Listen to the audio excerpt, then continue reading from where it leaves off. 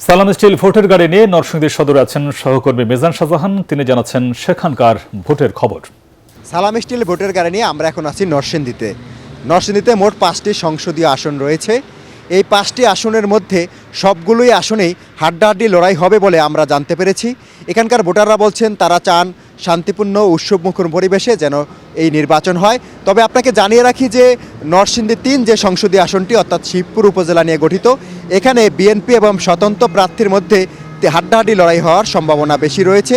অন্যদিকে নরসিংদী 2 অর্থাৎ পলাশ, এখানে বিএনপির প্রার্থী হিসাবে রয়েছেন দলটির স্থায়ী কমিটির সদস্য ডক্টর আব্দুল মঈন খান। এখানে এনসিপির প্রার্থী হিসাবে সারোয়ার তুষারকে এই আসনটি 10 দলীয় জোট ছেড়ে দিলেও এখানে জামাতের প্রার্থীও বহাল রয়েছেন। কারণ গতকাল যখন মনোনয়ন প্রত্যাহারের শেষ দিন ছিল, সেখানে জামাতের প্রার্থীকে তাদের কর্মী সমর্থকরা মনোনয়ন প্রত্যাহার করতে দেননি।